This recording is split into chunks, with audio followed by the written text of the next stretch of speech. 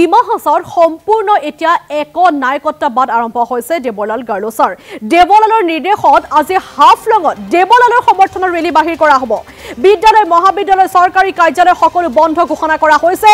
দেৱলাল বচাও ৰেলীৰ বাবে বিদ্যালয় বন্ধক লৈ এতিয়া ব্যাপক প্ৰতিক্ৰিয়াৰ সৃষ্টি হৈছে স্বায়ত্তশাসিত পৰিষদৰ সকলো বিষয়া কৰ্মচাৰীক ৰেলীত অংশ ল'বলৈ নিৰ্দেশ দিয়া হৈছে লগতে স্থানীয় সকলো সংগঠনক ৰেলীত অংশগ্ৰহণ কৰিবলৈ বাধ্যতামূলক কৰা হৈছে দেৱলালৰ বিৰুদ্ধে সৃষ্টি হোৱা ক্ষোভৰ বিপৰীতে শক্তি প্ৰদৰ্শনৰ চেষ্টা কৰিছে দেৱলাল গাৰ্লোছাৰ উমৰাংচু কাণ্ডৰ পিছতে ডিমা হাছাওত তীব্ৰতৰ হৈছে দেৱলাল হটাও দাবী বিজেপিৰ স্থানীয় নেতা কৰ্মীয়ে দেৱলালৰ বিৰুদ্ধে যেহেতু বিভিন্ন ধৰণৰ অভিযোগ উত্থাপন কৰিছে অপহৰণ বিচাৰি আন্দোলন কৰি আহিছে আৰু তেনে সময়তেই দেৱলালৰ সমৰ্থনত আজি ৰেলী বাহিৰ কৰা হ'ব আৰু যাৰ বাবে বিদ্যালয় মহাবিদ্যালয় বন্ধ কৰি দিয়া হৈছে দল চৰকাৰৰ অহেতুক পিঠিত একনায়কত্ববাদী হৈ উঠিছে এতিয়া দেৱলাল গাৰ্লোছা দেৱলালৰ বিৰোধিতা কৰা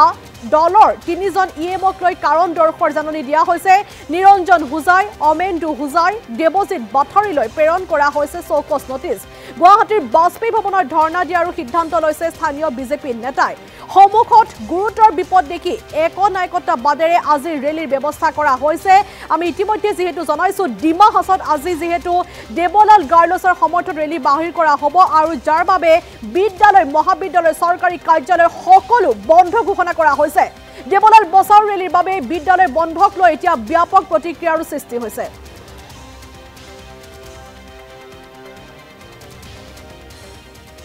আৰু আমি ইতিমধ্যে যেহেতু জনাইছো উমৰাংচুৰ যি কয়লাখনি সেই কয়লাখনি ট্ৰেজেডিৰ পিছতে আসলতে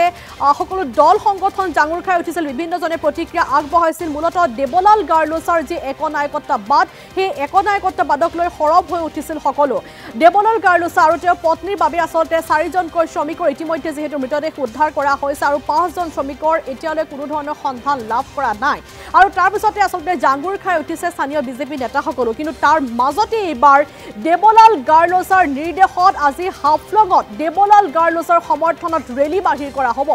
বিদ্যালয় মহাবিদ্যালয় চৰকাৰী কাৰ্যালয় সকলো বন্ধ ঘোষণা কৰা হৈছে আজি দেৱলাল বচাও ৰেলীৰ বাবে বিদ্যালয় বন্ধক লৈ এতিয়া ব্যাপক প্ৰতিক্ৰিয়াৰ সৃষ্টি হৈছে কেৱল দেৱলাল গাৰ্লোছাই নিজৰ শক্তি প্ৰদৰ্শন কৰিবলৈ গৈ বন্ধ কৰি দিছে বিদ্যালয় মহাবিদ্যালয় চৰকাৰী কাৰ্যালয় স্বায়ত্তশাসিত পৰিষদৰ সকলো বিষয়া কৰ্মচাৰীক ৰেলীত অংশ ল'বলৈ নিৰ্দেশ দিয়া হৈছে স্থানীয় সকলো সংগঠনৰ ৰেলীত অংশগ্ৰহণ কৰা হৈছে বাধ্যতামূলক দেৱলালৰ বিৰুদ্ধে সৃষ্টি হোৱা ক্ষোভৰ বিপৰীতে দেৱলাল গাৰ্লোছাই আজি শক্তি প্ৰদৰ্শন কৰিব দেৱলাল গাৰ্লোছাৰ সমৰ্থনত আজি ৰেলী বাহিৰ কৰা হ'ব আমি এই সন্দৰ্ভত বিস্তাৰকৈ আলোচনা কৰিম বিস্তৃতভাৱে আলোচনা কৰিম আমাৰ মেনেজিং এডিটৰ প্ৰাঞ্জিত শইকীয়াৰ সৈতে প্ৰাঞ্জিত শইকীয়া আপোনাৰ ওচৰলৈ আহিছো সবিস্তাৰে আপোনাৰ জৰিয়তে জানিব চেষ্টা কৰিম হয় ডিমা হাছাওত যেটো এই মুহূৰ্তত তৎপৰতা আৰম্ভ হৈছে এটো এক প্ৰকাৰ আশ্চৰ্যকৰ তৎপৰতা অবিশ্বাস্য এক তৎপৰতা আমি জানো যে উমৰাংচুত যেটো ঘটনা সংঘটিত হল যেটো অভিশপ্ত খনিত সোমাই 9জনকৈ লোক প্ৰাণ দিবলগীয়া হল 5জন এতিয়াও সন্ধান পোৱা নাই কিন্তু তেওঁলোকৰ জীৱন সন্দৰ্ভত স্বাভাৱিকতে প্ৰশ্নবোধকৰ সৃষ্টি হৈছে কাৰণ 10 দিনৰ পিছত তেওঁলোকে সেই খনিৰ ভিতৰত যে আৰু জীৱন আছে সেইটো বিশ্বাস কৰিবলৈ প্ৰায় টান লগা এটা পৰিস্থিতিৰ সৃষ্টি হৈছে কিন্তু এই মুহূৰ্তত দেৱলাল গাৰ্লোছা নামৰ যিজন তাৰ সিএম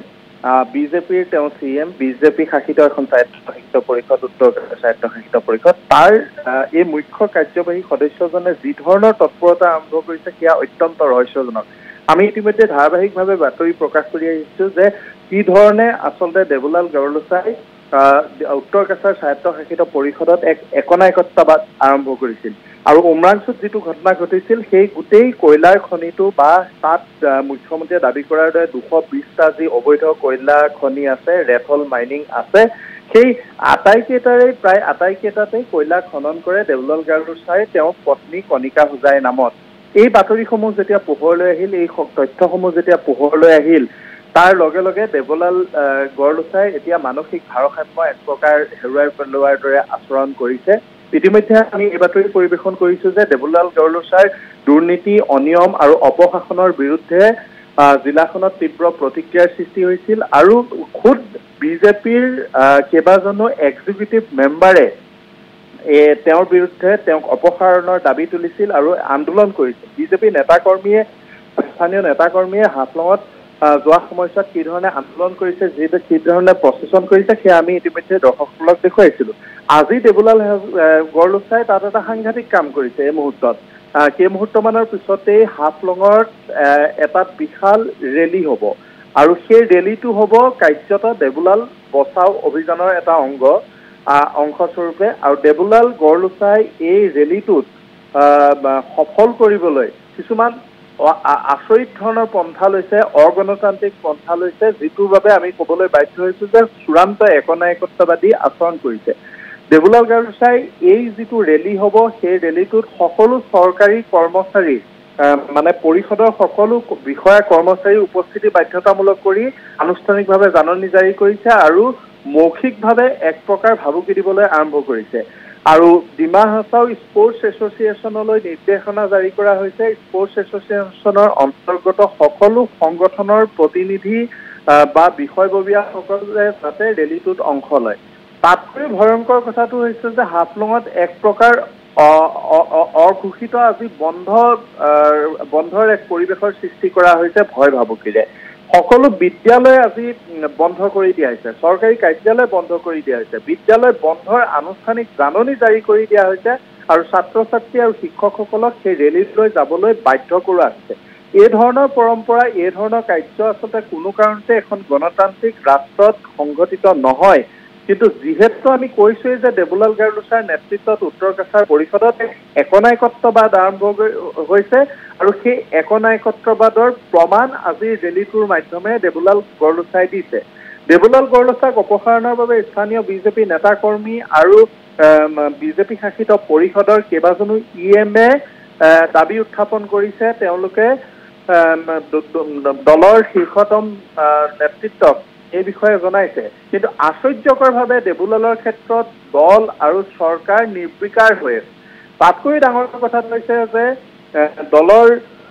ডিমা হাছাওৰ জিলা কমিটিৰ যিজন সভাপতি আৰু ৰাজ্যিক সভাপতি, আমাৰ অসম ৰাজ্যৰ সভাপতি, বিজেপিৰ সভাপতিয়ে যিকেইজনে দেবুলাল হটাও অভিযানৰ নেতৃত্ব লৈছে বিজেপিক, যিজনে দেবুলালৰ অপশাসনৰ বিৰুদ্ধে মুখৰ হৈছে, তেওঁলোকক চৌকাত কৰিছে। অমেন্দু হোজাই, EM বাথাৰী আৰু নিৰঞ্জন হোজাইক চৌকচ কৰিছে। কি কাৰণে এই ধৰণৰ এটা প্ৰতিবাদ সাব্যস্ত কৰিছে বা তেওঁলোকে কি কাৰণে দেবুলালৰ বিৰুদ্ধে মাত মাতিছে বুলি। অৰ্থাৎ ডিমা হাছাও স্বায়ত্তশাসিত পৰিষদত এতিয়া দুৰ্নীতি বা অপশাসনৰ বিৰুদ্ধে মাত মতাৰো অধিকাৰ কাৰোৰে নাই আৰু সেই অধিকাৰ হৰণ কৰিছে স্বয়ং ৰাজ্যিক বিজেপিয়ে। তাতকৈ ডাঙৰ কথাটো হৈছে যে দেবুলাল গড়লোচাই আজি কৈছে যে আজি যিটো ৰেলী আনুষ্ঠানিকভাৱে কোৱা হৈছে যে দেবুলাল গড়লোচাৰ নেতৃত্বত বা বিজেপিৰ যিখন তাত পৰিষদ, সেই পৰিষদখনৰ 9 বছৰ সম্পূৰ্ণ হোৱাৰ বাবে সেইটো চেলিব্ৰেট কৰাৰ অৰ্থে আজি ৰেলীখন উলিওৱা হৈছে বা ৰেলীটো আয়োজন কৰা হৈছে। কিন্তু আটাইতকৈ ডাঙৰ কথাটো হৈছে 9 বছৰৰ আজিতো বৰ্ষপূৰ্তি নহয়, আজিতো তেওঁলোকৰ কোনো ছিগনিফিকেণ্ট ডে নহয় যে হঠাতে তেওঁ 9 বছৰ সম্পূৰ্ণ হোৱা বুলি এই কামটো কৰিছে। আচলতে এই কামটো, এই ৰেলীটো কৰা হৈছে সম্পূৰ্ণৰূপে দেবুলাল গড়লোচাৰ বিৰুদ্ধে, দেবুলাল গড়লোচাৰ একনায়কত্ববাদ, দেবুলাল গড়লোচাৰ অপশাসন, দেবুলাল গড়লোচাৰ দুৰ্নীতি, অনিয়ম, তেওঁৰ পত্নীৰ চৰম স্বৈৰাচাৰী যিটো আচৰণ, সেই আচৰণৰ বিৰুদ্ধে যিটো ৰাজ্যজুৰি প্ৰতিক্ৰিয়াৰ সৃষ্টি হৈছে। ডিমা হাছাওক যিটোৱে কাৰ্যত জুই জ্বলাই দিছে, যিটো ঘটনা উমৰাংচুত সংঘটিত হ'ল, তাৰ পিছত যিটো প্ৰতিক্ৰিয়াৰ সৃষ্টি হৈছে, সেই প্ৰতিক্ৰিয়া ঢাকিবলৈ, সেই প্ৰতিক্ৰিয়াৰ বিৰুদ্ধে, সেই জনজাগৰণৰ বিৰুদ্ধে দেবুলাল গড়লোচাই নিজৰ শক্তি প্ৰদৰ্শন কৰিব বিচাৰিছে আৰু সেই শক্তি প্ৰদৰ্শনৰ বাবে তেওঁ নিজৰ কাৰ্যালয়ৰ সাংবিধানিক দায়িত্বক ব্যৱহাৰ কৰিছে। তেওঁ ডিমা হাছাও পৰিষদৰ বিষয়া কৰ্মচাৰী উপস্থিতি বাধ্যতামূলক কৰিছে, স্কুল কলেজ বন্ধ কৰি দিছে, চৰকাৰী শিক্ষানুষ্ঠান বন্ধ কৰি দিছে, চৰকাৰী কাৰ্যালয় বন্ধ কৰি দিছে। এয়া একনায়কত্ববাদৰ বাহিৰে আন একো হ'ব নোৱাৰে। আপোনাক এই মুহূৰ্তত আমি ধন্যবাদ জনাইছোঁ। আমি ইতিমধ্যে যিহেতু জনাইছোঁ একনায়কত্ববাদ আৰম্ভ কৰিছে দেবুলাল গড়লোচাৰ আৰু দেবুলালৰ নিৰ্দেশত যিহেতু আজি হাফলঙত ৰেলী বাহিৰ কৰা হ'ব আৰু যাৰ বাবে বিদ্যালয়, মহাবিদ্যালয়, চৰকাৰী কাৰ্যালয় সকলো বন্ধ ঘোষণা কৰিছে আৰু ইয়াকে লৈ এতিয়া ব্যাপক প্ৰতিক্ৰিয়াৰ সৃষ্টি হৈছে।